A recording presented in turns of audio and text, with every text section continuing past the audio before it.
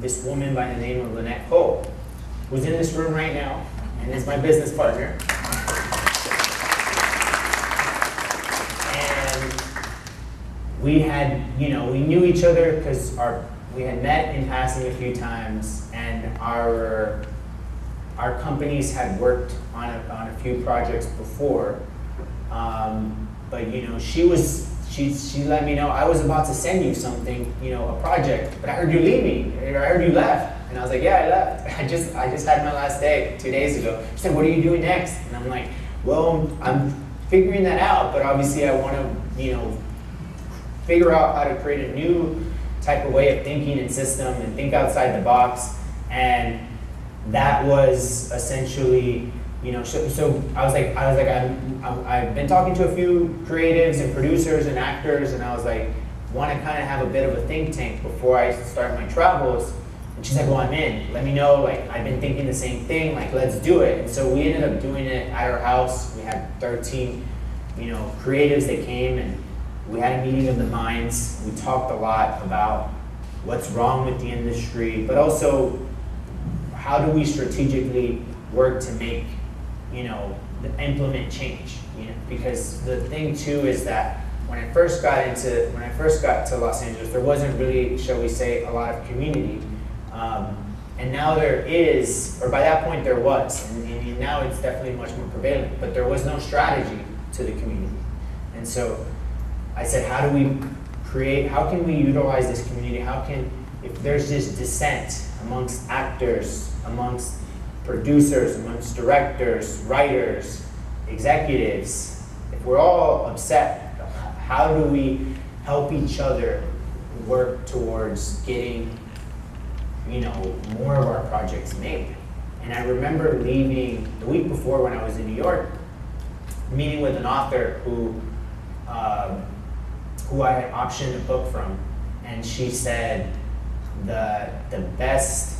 I told her I was leaving A24, and she's like, hell yeah, like, why? Or I told her why. She was like, hell yeah, and I told her about this think tank, and I was like, what do you think? Should I do a Zoom? Should I? And she's like, no. She's like, keep it intimate, and she said, and don't talk about it until you're ready.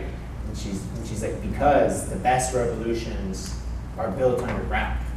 And so for the following year, that's what we built.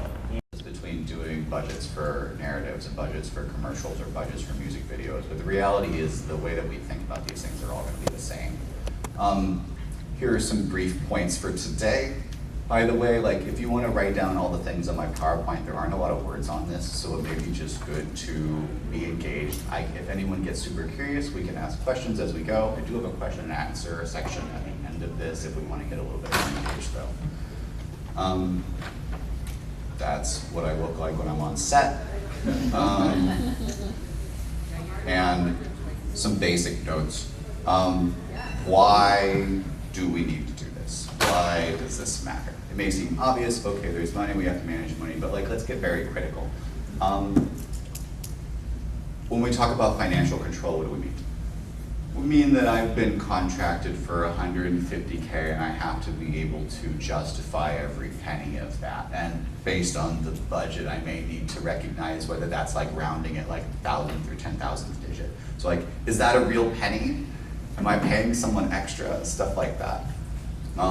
Being able to track the expenses as they go through gives us a better sense of what we're going to experience throughout the project. And as we get down to the final moments of filming before the camera goes down and how much money we have left in post, we can get a good sense of where we're going to end up and whether we need to have some serious conversations. From a goal setting standpoint, I can say, if we're looking at spending this much money, well.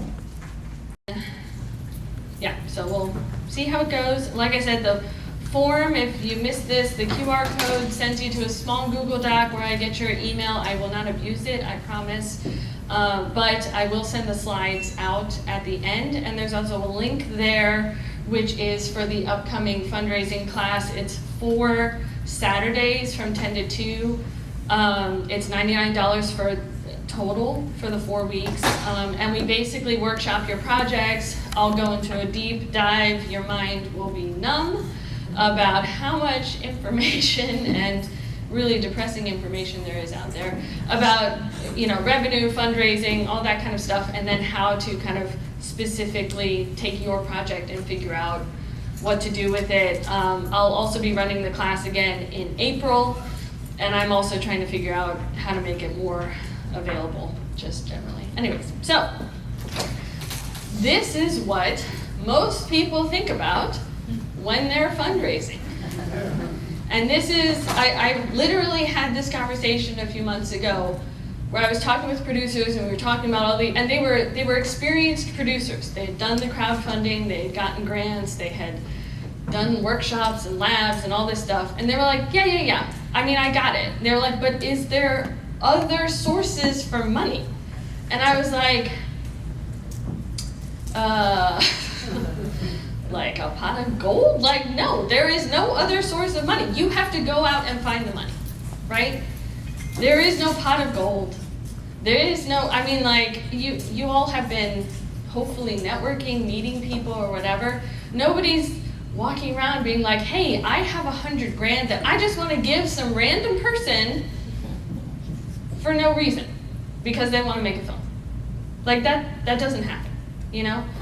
But the only way to actually find the people who are like, oh my God, I love this idea, I want to give you money, is by going out and talking to people,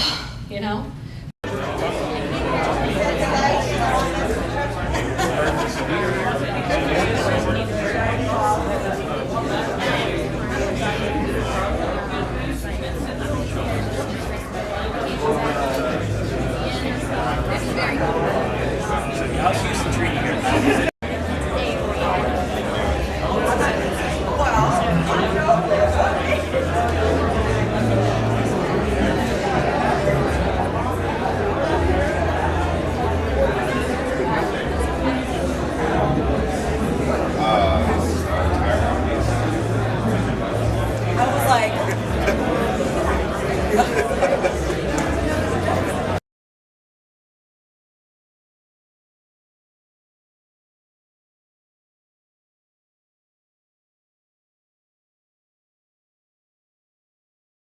That obviously is for that client that comes back and says, hey, we want this. One thing I will say is that in the 10 years that we've been in business, we haven't deleted one project, one asset, anything. We have everything backed up on site. We have it on, most of the projects on the server, but we've got backup drives of every single project that we've ever produced. That is actually something that helped us during the pandemic. Our clients were able to say, hey, can we repurpose that footage to create this other, video? Since we weren't able to go out and shoot, we basically were able to repurpose that, or we do a Zoom call interview and they want some footage to cover that interview to say, hey, whatever the subject is, but we had the footage to be able to do that, and that's actually what kept us from going out of business. I mean, because there's just nothing we could do. And then you need something to help review and deliver your footage. Obviously, we're in an online world, so it's got to be something that can basically allows for the review part. You need something that you can comment on. You could open a document and make a private YouTube video and figure it out that way. But services like Frame.io, Vimeo, Wipster, they allow you to select an object or any specific part of a video at an exact time, and you make a comment, and the editor will obviously see the changes requested, or have a conversation with that and fight with them. They can fight in the comments and say, I can't do that, whatever. But yeah, having something like this has proven to be very essential for us. So now we can jump into the actual workflow. I'm gonna kind of walk you through our workflow that's it's evolved over the last 10 years. The focus will be naming conventions. That's the biggest, that's the core thing that you really need to work on when, from the project to the file names to versions and the final delivery, everything. You've gotta have a system in place to be able to know what's what. It's gotta be predictable. You've gotta be able to look. You gotta be able to know what that file is right away just by looking at it, looking at the title. A folder structure, obviously having somewhere to put all of those files. And then, like I said, version control, that's a big thing when dealing with an internal team or even by yourself. If you have to send something to a client and they're referring to V2 when really you're on V4, you've got to make sure that they're seeing the right number. You communicate with them to make sure you're looking at the same thing. Once again, backups. All right, so naming convention, I kind of told you the importance of that. This is what we use to keep ourselves in order. So this is just for the project itself. So we'll start with the year, the month, the client. We'll come up with a 3-letter name. I made an example here and I called it Houston Media Conference. And then the project number, because Houston Media Conference may have 3 projects that month. And so you want to have a certain designated number. And then this is something that we added on, is just to have a short name. So in this case, it's called Recap. What we do is, so when we're communicating internally, if you see somebody in person, you don't want to say, hey, how's 2408 HMS, whatever. You just say, hey, how's Recap going? And you're able to have a quick conversation, refer to the project, and not have to remember all of these details here. But at the end of the day, this is going to help you when you back up or where you put your projects. Is the short name, is it a word that you use frequently across projects? So like, is Recap something that you use for a lot of different types of things? Or? No, I mean, sometimes it's dependent on what the project is. If in this case, Recap, it's just like, hey, we're gonna recap what the event was. So like, if the guys that are running around shooting video, that footage would go into that project and we'd make a recap video. But what we do is we'll be on the phone with them and they say, hey, I have a demo I want to put together. We'll write demo, or we'll write. If they say, hey, I want to feature the, product A, we call it product A. It's just, you make that decision and you just stick to it. Yeah. But yeah, it's not like a formula or anything. It's just more of an easy name to have to refer to.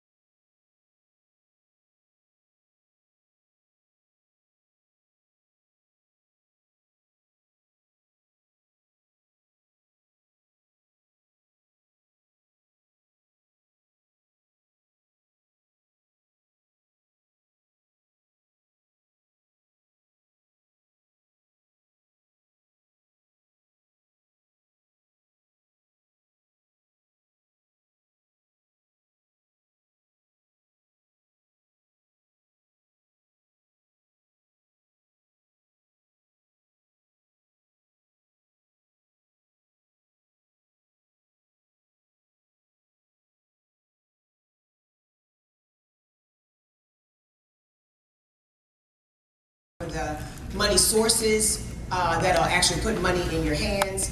And what I find is, I don't care if you're a beginner or you're a veteran. As a lawyer, I see all kind of people, talk to all kind of people, and everybody, we just don't know everything, and we need a refresher, right? And sometimes I'm talking to somebody who's been in the business 20 years, and it's the first time that they've heard of what I'm talking about. So it's important to have some general understanding. It's always good to go back to the basics, right? So, a budget is a detailed financial plan that outlines the estimated cost of producing a film, including pre-production, production, and post-production expenses. Sounds very, very fundamental, doesn't it? But what I find is, everybody doesn't know how to put a budget together. Oftentimes, they just go get a template off the internet, right? We know every film is not the same. One film is not the same as the other. So, Brandon, if you'll talk a little bit about the importance of a budget and some of the oversight, the overshooting or the undershooting that you find a filmmaker doing when it comes to a good budget. Sure. So, yeah, I mean, budget is really, it's really where, to me, that's where the rubber meets the road, right? That's when you're really starting to take the idea, you know, from being an idea to being an actual thing, right? Budgets are extremely important because you don't actually know how much it costs. And I think that most of us in here have been very guilty at least once of you write a script and you go, it's probably a $50,000 script. And you tell people that, right? I've met with people who, you know, doing a budget correctly, right, is probably one of the biggest. I can talk about. It's a Houston brand. Check, check. Hey, all right. We got center point mics today.